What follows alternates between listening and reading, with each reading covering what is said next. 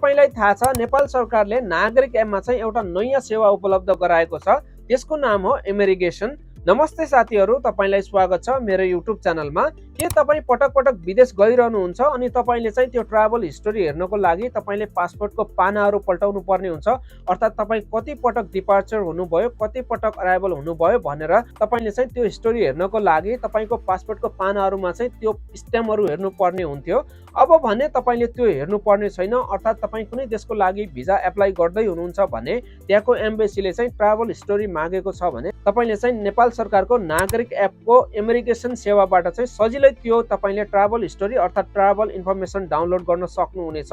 आज हामी त्यो नागरिक एपमा थप भएको इमिग्रेसन सेवाबाट चाहिँ हामीले कसरी ट्राभल हिस्ट्री चाहिँ आफूले डाउनलोड गर्न सक्छौं, हामी कति पटक विदेशमा गयौं, हामी कति पटक विदेशबाट नेपालमा आयौं, अर्थात् डिपार्चर र अराइभलको स्ट्याम्प हेर्नको लागि भने हामी त्यो इमिग्रेसन सेवाबाट कसरी हेर्न सक्नेछौं, अर्थात् त्यसको पीडीएफ फाइल डाउनलोड कसरी गर्न सक्नेछौं भनेर आज जानकारी लिनेछौं। यदि तपाईँ यो जानकारी लिन चाहनुहुन्छ भने तपाईले भिडियो अन्तिमसम्म हेरेर साथ दिनुहोला। सबैभन्दा पहिला त तपाईले नागरिक एप अपडेट गरिसक्नु भएको छ भने तपाईले नागरिक एप लगइन गर्नुहोला।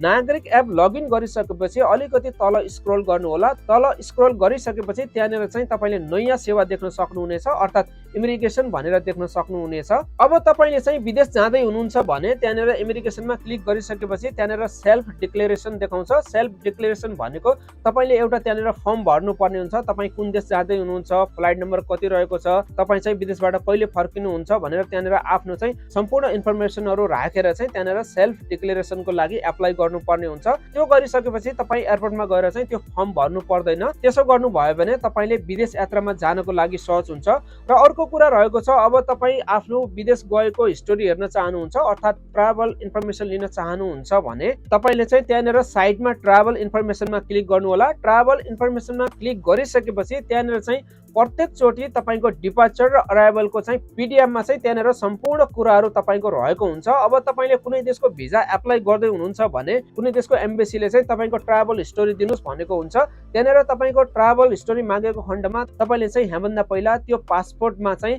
तपाईँ डिपार्चर भएको र अराइभल भएको तपाईले त्यहाँनिर त्यो फोटोकपी गरेर तपाईले चाहिँ त्यो ट्राभल हिस्ट्रीको लागि बुझाउनु पर्थ्यो भने अब भने नागरिक एपबाट तपाईले हेरेर चाहिँ तपाईँ कति पटक विदेश जानु भएको छ, कति पटक विदेशबाट आउनु भएको छ, कुनै एम्बेसीले त्यो हिस्ट्री मागेको खण्डमा भने तपाईले हेरेर गएर अर्थात् तपाईले नागरिक एपको इमिग्रेसनमा गएर तपाईले ट्राभल इन्फर्मेसनमा क्लिक गर्नुभयो भने तपाईको सम्पूर्ण डिटेलहरू तपाईँ कति पटक विदेश जानु भएको छ, कति पटक विदेशबाट आउनु भएको छ सम्पूर्ण डिटेलहरू हुन्छ र तपाईले चाहिँ त्यहाँनिर पीडीएफमा डाउनलोड गर्न सक्नुहुनेछ।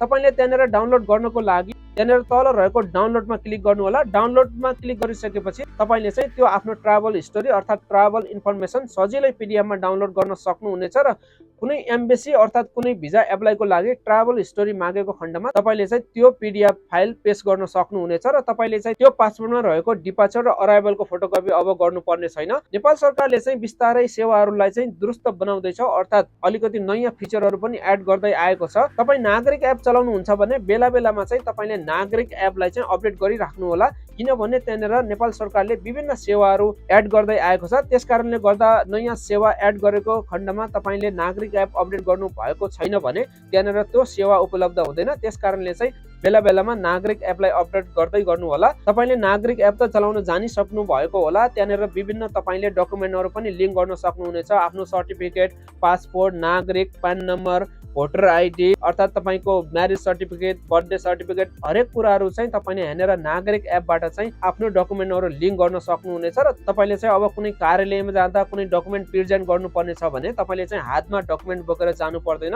नागरिक एपमा भएको डकुमेन्ट सो गर्नुभयो भने यो मान्य हुनेछ। त्यसकारणले गर्दा अझै पनि तपाईले नागरिक एप डाउनलोड गर्नु भएको छैन भने तपाईले चाहिँ नागरिक एप डाउनलोड गर्नु होला र तपाईले चाहिँ यहाँबाट चाहिँ नेपाल सरकारका विभिन्न सेवा सुविधाहरू यहाँबाट पनि तपाईले लिन सक्नुहुनेछ। आजको लागि यति नै। यहाँभन्दा पहिला तपाईले यो सेवा थाहा पाउनु भएको थियो कि थिएन कमेन्ट गर्नु होला र तपाईले नागरिक एप चलाउनु हुन्छ कि हुँदैन त्यो पनि कमेन्ट गर्नु होला। आजको लागि यति नै। म यस्तै नयाँ अपडेट सम्बन्धी र नयाँ भिडियो लिएर फेरि उपस्थित हुने नै छु। तबसम्मको लागि बिदा हुन्छु। नमस्ते।